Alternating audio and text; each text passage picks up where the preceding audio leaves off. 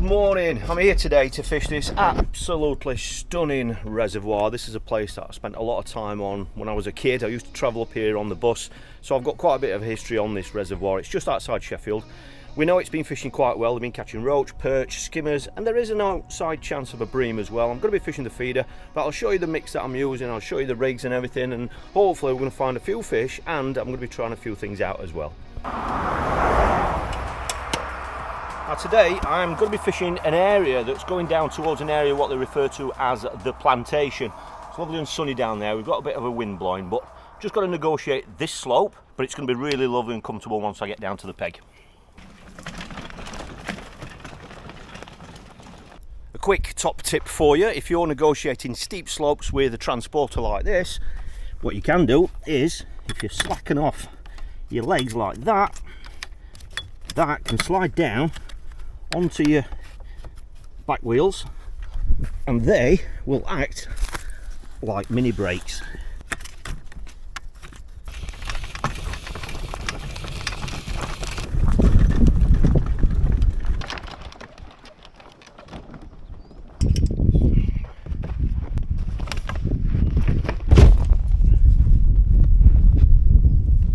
Now, because I'm just fishing for bites today, the mix that I'm going to be using is just a 100% mix of sweet skimmer dark. I love this mix for this sort of fishing. It's good on rivers as well. Anywhere where you don't want a strong fish meal mix or anything like that, you just want to go down a catch anything approach, and this is a great mix for that. As the name suggests, it's really sweet. It's just got that little darkness to it as well if you're fishing clearer waters, and it binds pretty good as well. So if you're going to fish with a pole or you want to put balls of ground bait in, then it's a great mix for binding as well. Deciding where to fish on these sorts of venues can be a little bit of a guesswork sometimes, because you've got so many different fluctuations in depth. Up here we've got the neck end where it shallows up, it narrows up as well, and down to my right it goes down to the really extreme deep water where you might have 12, 14 meters of water down there. So picking where you're going to fish can be really important. So this time of year, I don't think you need to go in that really deep water. Now on a peg like this, I'm fortunate enough, and I've actually shown on this channel a couple of years ago, these pegs when they were virtually empty of water, when the water levels were really low. And what we've got is a really slow slope. Basically, the further out you go, the more it slopes away. It's a lovely clean bottom to fish on. So on these pegs you can virtually pick whatever depth you want to fish in. So for today I've literally just clipped up at 30 meters because I thought that might be a nice depth. And if I go out to that range now, 1, 2, 3, 4, 5. That's a count of 5. So best guess with 30 gram bomb is 5 meters deep. So that's where I'm going to fish. But one thing I always bear in mind on here, or any sort of venue like this, is that I'm more than happy to move. If I'm not getting bites in that depth, I can come back closer where it's shallower, or I can, on the flip side of that, go out a little bit further out and go into deeper water just to see if I can find the fish. So I'm just going to fish one line, 30 meters to start with.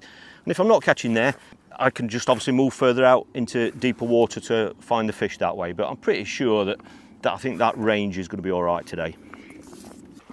As regards to the bait tray today, I'm really just using up just what I've got left in the fridge, to be fair.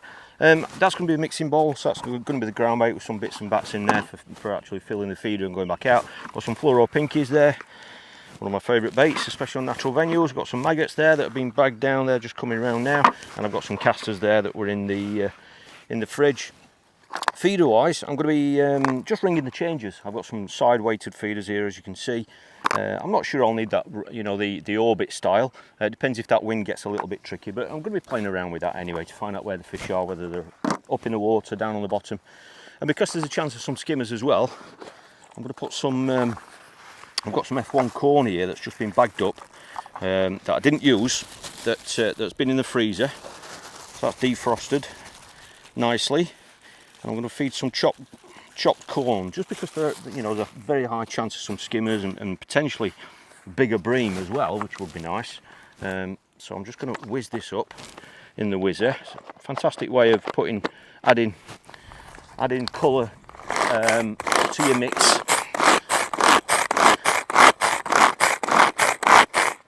can be a great way of picking out bonus fish as well. And the brilliant thing as well is with this is that you can actually put those flecks actually on the hook. You know, because obviously if the fish are eating them, it's just a great option to add that into your ground bait. So I'm going to be putting some of that into my into the ground bait just to add some nice yellow flakes. Quite a few people have asked me about that again. I've had a few messages about it. The one that I use, I think this one came with spare blades as well. I've put a link underneath this video to the, well, it's an Amazon Associates link, so there is a link to this exact same one, and they are in stock at the moment, so the link to that underneath the video. And then I've got some worms. As you'd expect, coming to venues like this, you know, we always find we've got to bring some worms with us. However, what I'm going to do today is I'm going to start off feeding just casters. That's all I'm going to feed to start with. Just casters in the ground bait, the odd pinky, bit of the chopped corn. I'm going to leave worms out of it, and then what I'm going to do is, regardless of what happens, I'm going to start introducing worm a little bit later on, just to see what happens, if it changes anything, see if it changes the stamp of fish or anything like that. So I'm leaving worms out of it now. I'm going to put them in my bag out of the sun so they stay nice and cool, and in a little while I will start introducing that just to see if it makes a difference. So I've already got my hook length on. That is just I'm just fishing all 12 actually, all 12 soft steel. Let's kick off with double pinky, shall we? I haven't put any feed out there. I'm just gonna cast out there and fish, just like we do often when we go to Ireland and places like that. So double pinky on. I've got a size 16 finesse feeder on. That's the hook, one of the new ones, and I can step that up to a 14 if there's obviously plenty of fish out there. I might have to go over my right shoulder today, just because of the direction of that wind. That's a 30 gram, I think that might be just about right. 30 gram side weighted. I actually got a plastic, it's a solid plastic feeder I've got on, as opposed to a cage. Obviously I can keep changing that. Be interesting to see if there are some fish out there already on that line. I'm pretty sure they will come to where I'm fishing, but like I said earlier, if I don't get any signs in that depth, then I can just go that little bit further out. That's just a 1 ounce tip I've got in there, which seems a little bit soft at the minute with that wind, but plus I've got my tip off the water a little bit higher than normal, so that you can see. Oh, that was a bite straight away. Just so you can see the tip. So it is off the water a little bit. There we go, we've got him straight away. First cast.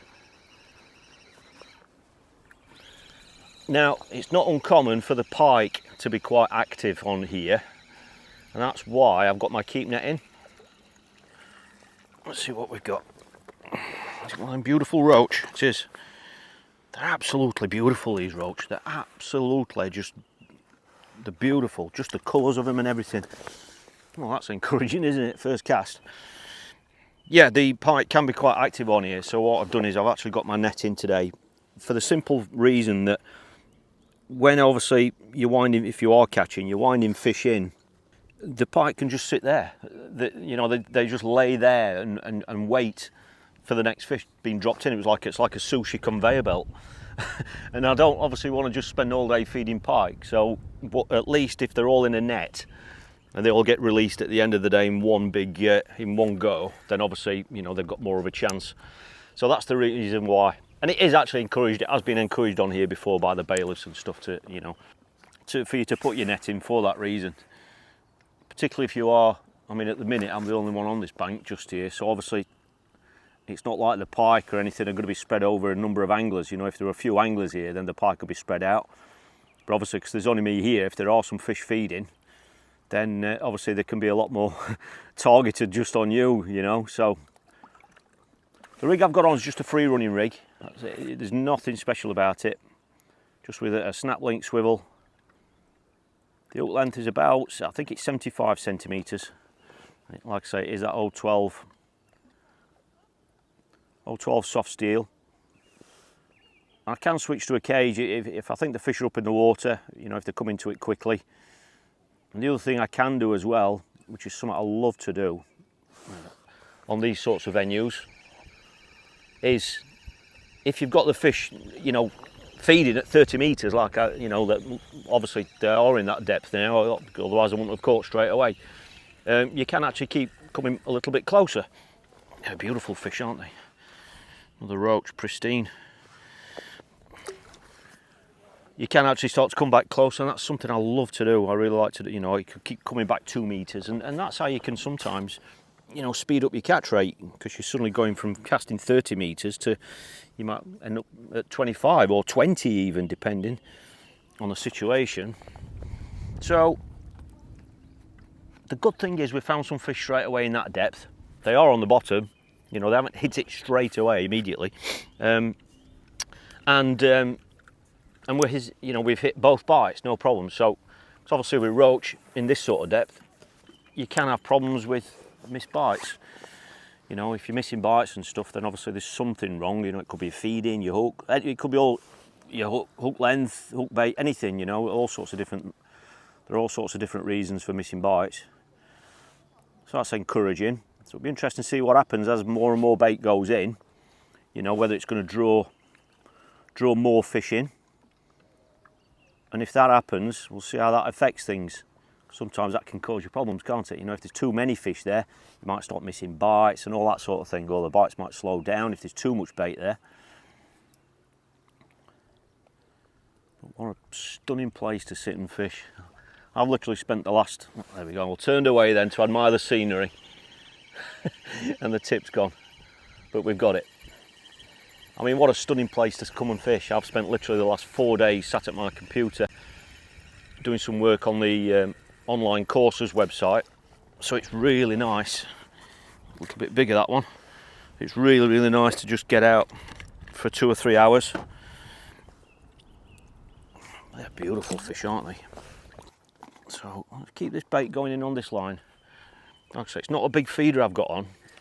It's 30 gram in weight, but it's only a small feeder, and that's just purely because I'm going to be casting really frequently. So I don't want to keep piling loads and loads of bait in, because like I say, sometimes you might get too many fish there, and that it can lead to problems, you know, if you're missing bites and stuff.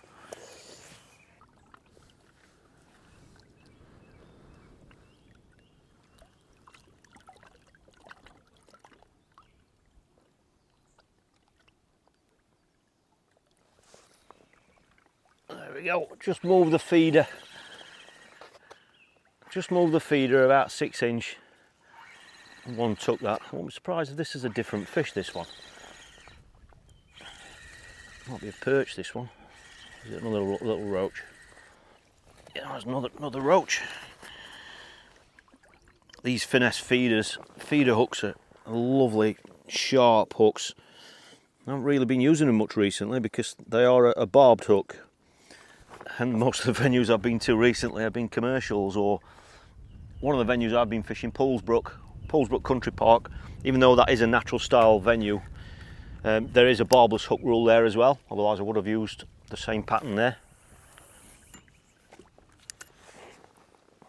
In case you're wondering about this venue, it's just outside of Sheffield, and it is a day ticket water. It's absolutely beautiful, especially when it's like this and you're getting bites and catching fish. It is a day ticket water. All you do is when you come up to the reservoir, you go along the dam wall, drive along the dam head, dam wall. You'll see a house. There's only one house there. If you pull up there, just there is a ticket machine, and that's where you get your day ticket from. So you will, but it's like a parking ticket machine, so you will need the correct change. So, and I think it's still £5 a day. So you will need to bring some coins with you for that, and just get your day ticket and then get in anywhere you can. You know, you can drive all the way around this place, and there are various access points around the reservoir. That was a really fast bite, that one. I was just about to change the feeder then, to be honest. Just had 2 casts where it's taken quite a while to get a bite,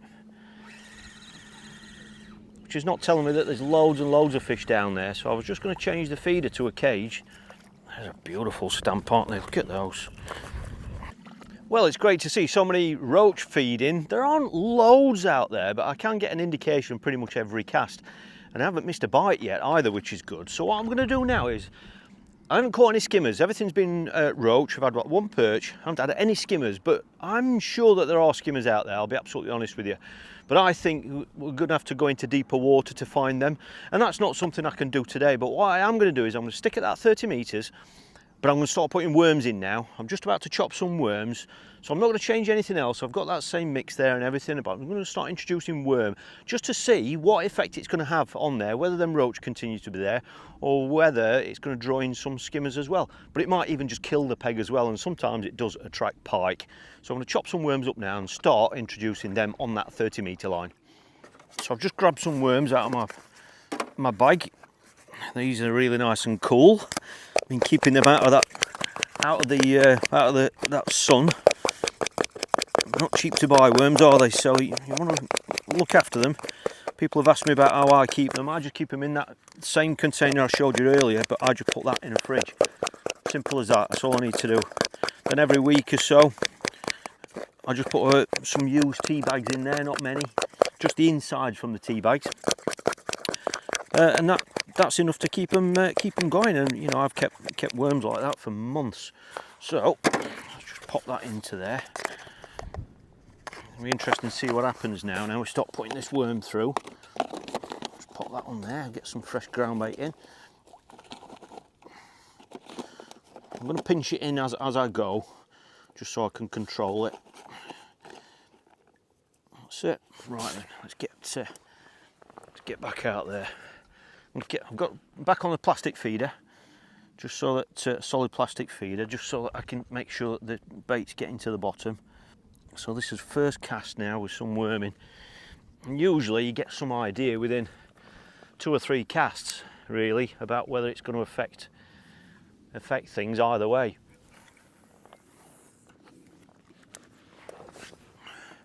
Let's see if it changes the fish. Skimmer wise, I'm sure there will be some skimmers out there, but I think that they're possibly out in that deeper water, you know, past that sort of 40 metres, you know, where you've probably got a count of about 6, 7, 8, something like that. But we'll see if this worm's going to draw fish in. I won't expect anything first cast, but obviously by second, third cast, when some's gone in, it'll be interesting to see if I'm sure it will affect things one way or the other. That was an indication then, but obviously this is just first cast with it, so that won't really have exited or come out of the feeder until I retrieve it. I'll just move that feeder slightly.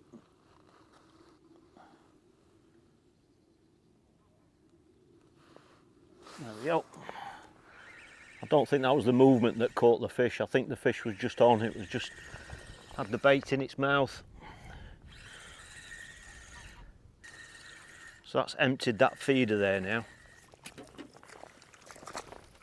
I'm bringing those fish in like that a little bit quicker than I would do normally. Just find that's a skimmer.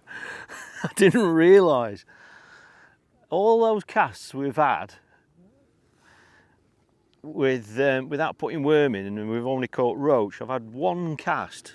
There's no way that's worked as quick as that, but that's definitely a skimmer. So I think that's just an amazing coincidence. There's no way that worm could have worked as quickly as that. No way. I'm not having that. But we'll find out over the next few casts whether it is going to make a difference. But what a coincidence that was. So, I've still got double pinky on, just because it's really nice and visual in this gin clear water, and you've probably seen how clear it is. Obviously I can switch to worm as well, which is something I like to do. Right then, that wind's dropped again now.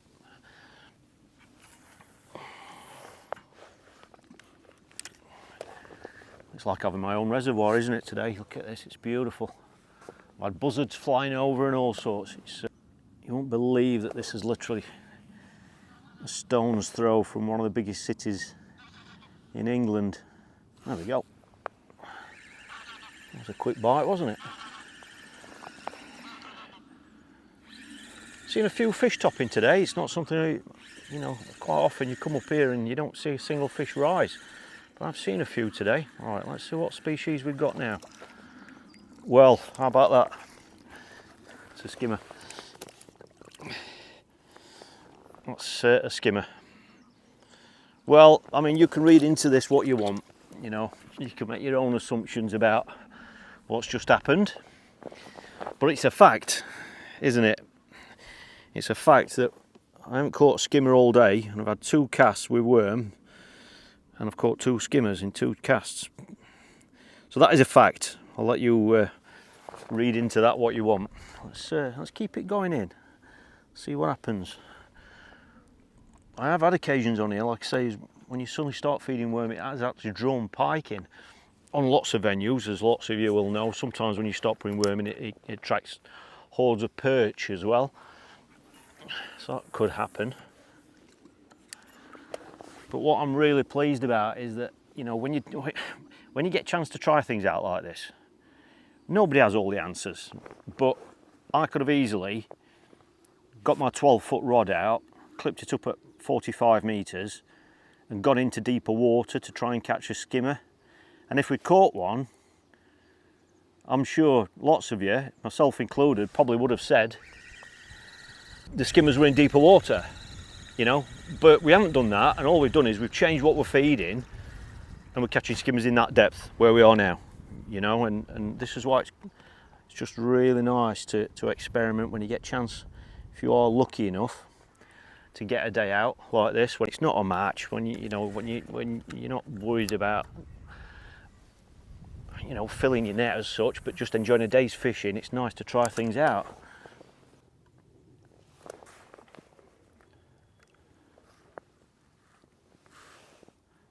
It's got a nice little, oh look at that, that was a slow bite.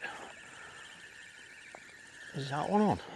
Yeah, didn't even think I'd hook that one then. That was instant, wasn't it? Well, the last 2 bites we've had have been as soon as the feed is at the bottom. Let's see what species we've got now. Is this a skimmer? This might be a skimmer, you know. It is. Look at that. Well, that's on worm. It's got about an inch long piece of worm. As you saw, that was a really quick bite. There's 3 skimmers we've had now. Let me just make sure that there's plenty of that worm going in, just so we've got a nice impression about, you know, what an effect it's had. I wouldn't be surprised if this went straight away as well, because it seems to be getting stronger now. We're competing more for it.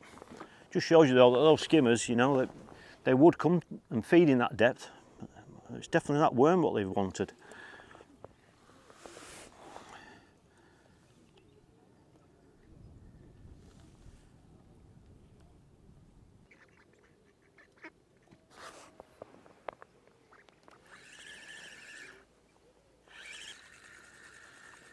We've got another skimmer. Look at that, what a beautiful fish. Well, the worm has absolutely transformed it, hasn't it? Well, I really hope you've enjoyed this session as much as I have. It's been a fantastic 2 or 3 hours in stunning surroundings, so I hope you've enjoyed this little bit of an insight into what it's like fishing these wild open reservoirs. So thanks for watching, and I really look forward to seeing you next time.